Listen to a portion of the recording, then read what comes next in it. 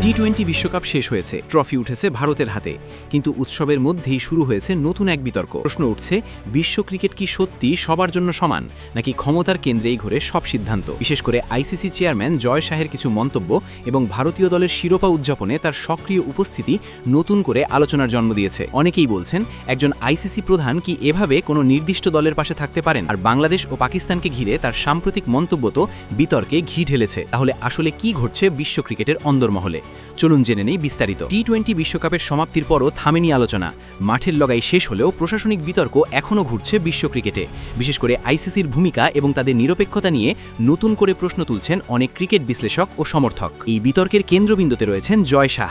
তিনি বর্তমানে আইসিসির চেয়ারম্যান হিসেবে দায়িত্ব পালন করছেন। এবারের আইসিসি মেন্স টি-20 ওয়ার্ল্ড কাপে শিরোপা জিতেছে ইন্ডিয়া।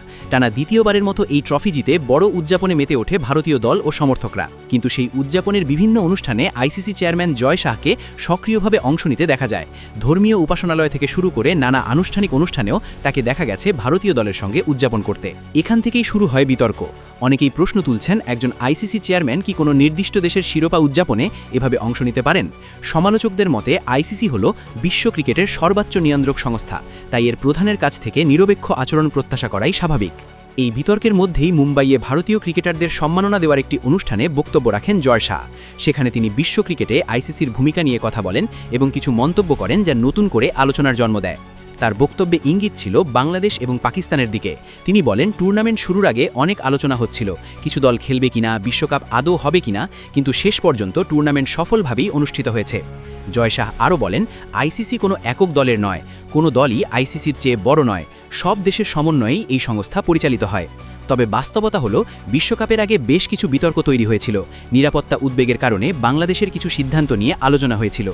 একই সময়ে সূচি ও রাজনৈতিক টানাপড়নের কারণে পাকিস্তানও কিছু ম্যাচ না খেলার হুমকি দিয়েছিল বলে বিভিন্ন মহলে খবর ছড়ায়। এই বিষয়গুলো নিয়েই জয় শাহের মন্তব্য এসেছে বলে মনে করছেন অনেক বিশ্লেষক। তবে সমালোচকদের দাবি, তিনি এসব বিতর্কের সরাসরি উত্তর না দিয়ে বরং টুর্নামেন্টের সাফল্যকেই সামনে আনতে চেয়েছেন।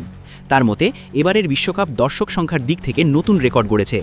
একসঙ্গে প্রায় 7.2 মিলিয়ন দর্শক ম্যাচ দেখেছেন বলে দাবি করেন তিনি। অনুষ্ঠানের শেষ দিকে তিনি ভারতীয় দলের ভবিষ্যৎ পরিকল্পনা নিয়েও কথা বলেন। সেখানে দলকে দীর্ঘমেয়াদী লক্ষ্য ঠিক করার পরামর্শ দেন তিনি।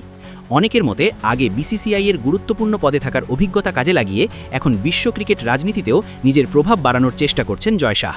সব মিলিয়ে টি-20 বিশ্বকাপ শেষ হলেও বিতর্কের আগুন এখনও নিভে যায়নি, বরং বিশ্ব ক্রিকেটে ক্ষমতার ভারসাম্য এবং প্রশাসনিক নিরপেক্ষতা নিয়ে নতুন করে শুরু হয়েছে বড় আলোচনা।